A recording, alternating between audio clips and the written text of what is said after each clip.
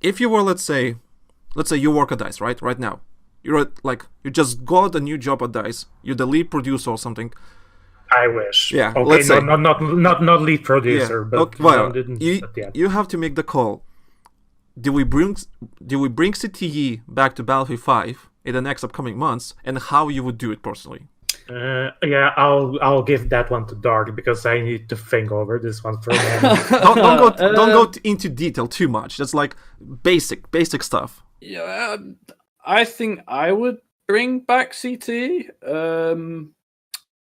Just because I think in general it's a good idea to test things before you finalize them, and it's good feedback from the community, and not just go on developers feel, because players and developers, different people looking at things from different points of view, and I think that the player's point of view is perhaps one of the most valuable.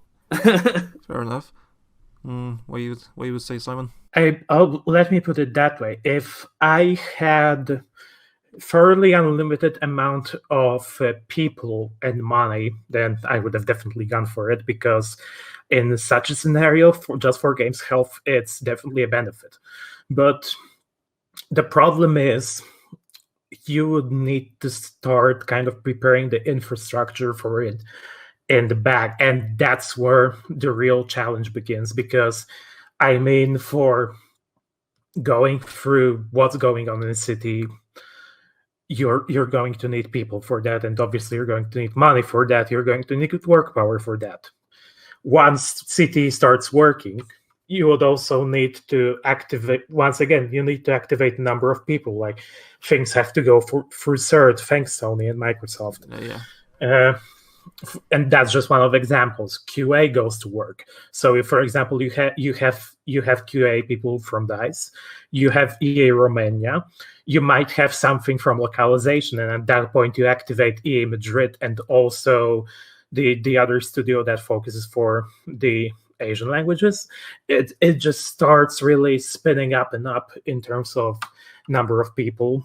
And I mean, if you can afford that, then fair enough. But I'm guessing here.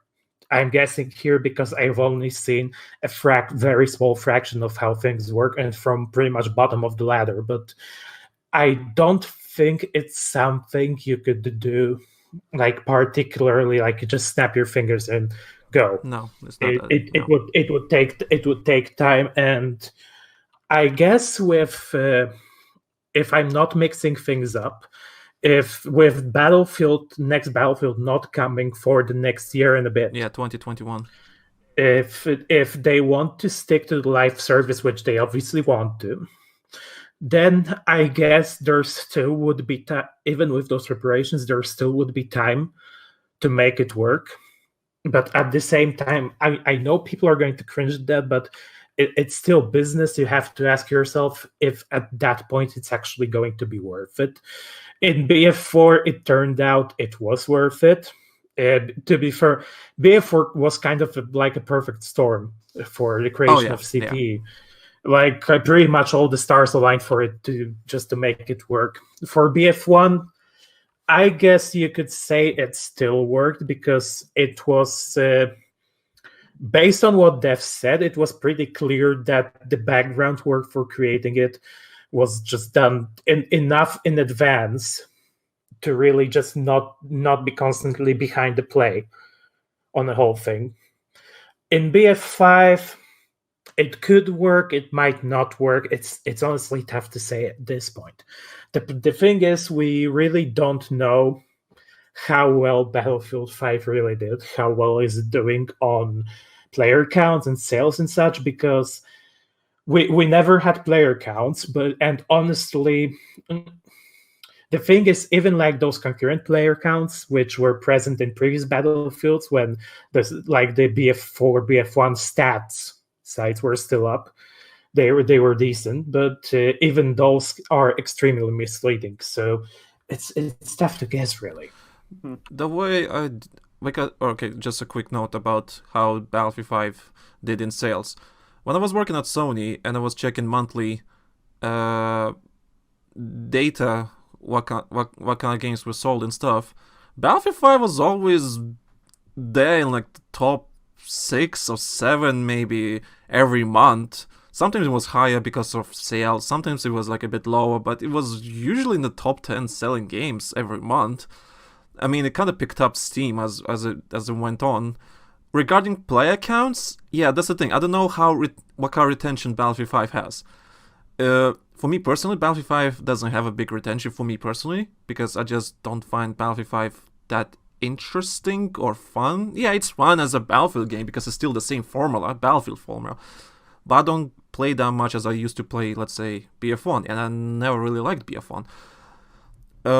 Yeah, in my case, I think, like, okay, I would have to calculate it, but compared to where I was, like, on the hours played, I guess if we were talking base game, probably the order most to least would be, for me at the moment, BF1 and BF5 would be about even if I added CTE for BF1, because keep in mind, in BF1 CTE, I added like extra, I would say 500 hours to it, to what I played in base game. So BF1 to BF5, it would be about even. Then it would be BF4, and then there would be a pretty decent gap in BF3, and then a giant gap in Hardline. I played Hardline for like what 25 hours I think, and that's it. I couldn't. I'm sorry. It's just. I actually I went into 3-digit playtime on Hardline. I think I played like 140 hours or something, but it's actually weird when I think about it. It's not like I disliked anything in particular in that game. There was a number of things that I liked. Also, it's worth keeping in mind that at that point, it was pretty much the first Battlefield in this decade that had a smooth launch. Yes. Which people tend to forget, but one day also it's just meh. And I never picked it up again. I'm not even sure why, really. It wasn't just... It felt wrong. It just didn't feel right. So many things, just that feeling that something feels off, and you're even struggling to pinpoint what exactly. Yeah, and that is, as I said, despite the fact that I liked some stuff, like you could do weird shit in that game. You could do flashbang or whatever, kills or whatever, or shoot EXO in the ass with a zipline, which I mean that was fun, but at the same time, just something felt awkward. It's tough to really pinpoint it, especially now.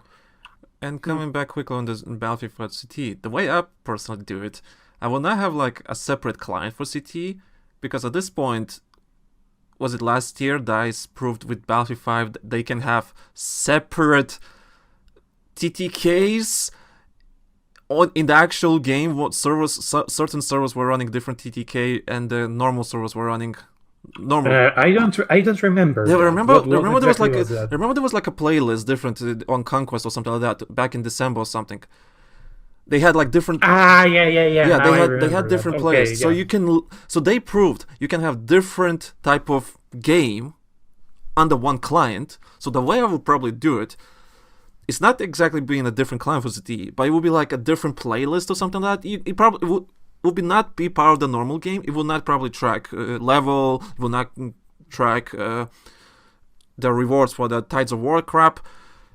It will be a completely separate thing, just to join in, play, win the game, and that's it. There's no points, no nothing, no level up. It's just there to play.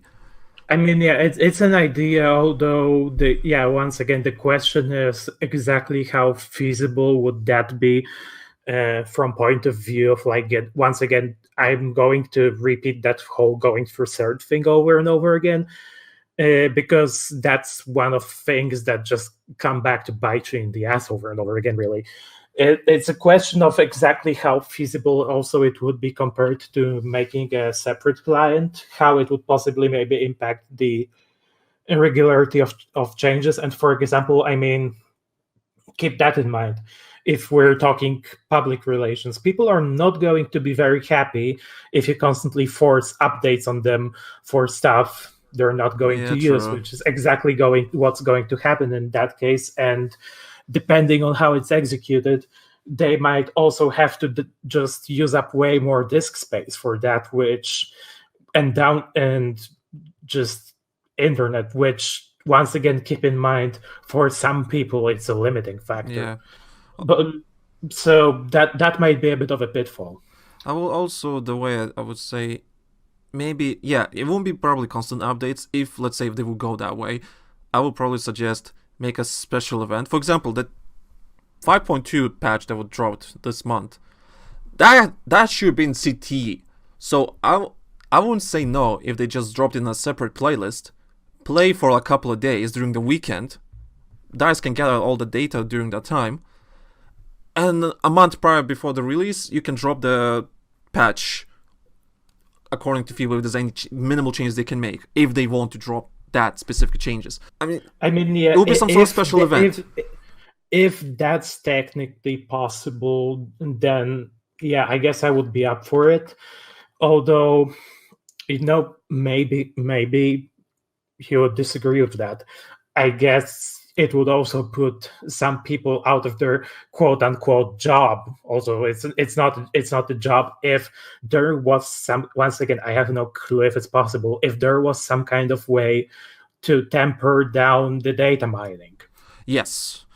Because honestly, data mining, I would argue it's probably one of the main sources of harm for that game up till now.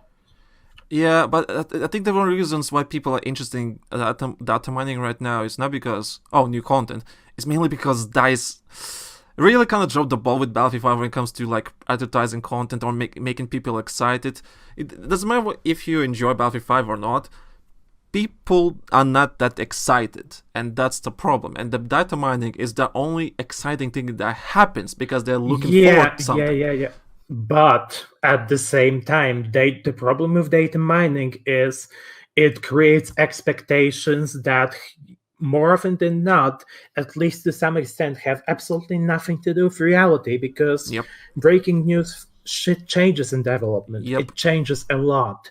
And then when they see that, okay, something was data mined, even though they completely ignore the fact that it's usually broken beyond all recognition at this point, they're like, okay, we expect the exact same thing, no matter how broken it is, how bad it is, just bring it on. Yeah, but DICE really need to improve the communication, though. If you ask me, they dropped like that 5.2. Yeah, game development is always in motion. Everything changes every day. But 5.2 changes were being made months prior, for sure. It's been in the works for months. And I'm kind of really disappointed they dropped the thread, for example, the announcement, what's going to be in 5.2 patch. Like, was it 2 weeks prior the update drops? No, it was earlier. It started like a month and a bit before. Okay, so it's like around the time when it was already about to get sent to certification. So that's already like pretty late, because if you're expecting feedback, that feedback is gonna be too late, because already at the same time you have to ask yourself what good will be feedback based on something people literally did not see in the game. Actually, I would argue it's once again it's a take that's probably going to get me strangled, but I have a feeling 5.2 probably would have been better off if it actually got released completely without any warning, because within that month, basically people already made up their mind, and yeah, it became a total echo chamber. So I agree, 5.2 has some issues, although I still think it's better than it's made out to be. I think it's a great update. There's just but I'm with Reddit on this one. I'm really not a fan of TTK in general. Really not a fan. But that's me personally. I can live with that, because honestly, with what balancing tools devs really have left, there wasn't much more they really could do, because the actual, in my opinion, best balancing tool for the weapons, which is spread, basically got shouted into oblivion. Yeah, people in really hate BF1 spread. by people who had absolutely no clue what it is more often Yep. than not. Believe it or not, when people talk about balance, end of the day, spread is the answer, always was and always will be. Because people pretend it's like some sort of high-tech science about weapon balance. It's really not. And recoil, yeah, you can increase recoil, but recoil is still... You still can easily manage the recoil no matter how extreme it is. I mean, yeah, recoil, it's only going to really work to a certain point, because with vertical recoil, I mean, still, a vertical recoil is, I wouldn't say 100%, but it's about 80-90% controllable, unless the variation in the spread, basically, unless the spread comes in, it's going to be pretty predictable. And with horizontal recoil, you basically reach the point, like, you have a point where it's barely noticeable and it's not really doing anything to you unless you're firing on extremely long ranges, at which point, I mean, what's the point? And then you reach, like, from some point onwards, no matter how much you're going to increase horizontal recoil, it's not really going to matter, because the weapon is going to be absolutely useless on range unless you tap fire it. I mean, I never mind BF1 gunplay. Just like maybe needed a bit of change. I actually really liked it. It wasn't that bad, but and actually, while I don't really like the low recoil system, yeah, because BF5 honestly is pretty low recoil on most of weapons, low horizontal recoil, importantly. The thing is, I like the gunplay which really sets the weapons into the certain ranges, because that forces you to get some knowledge of the map.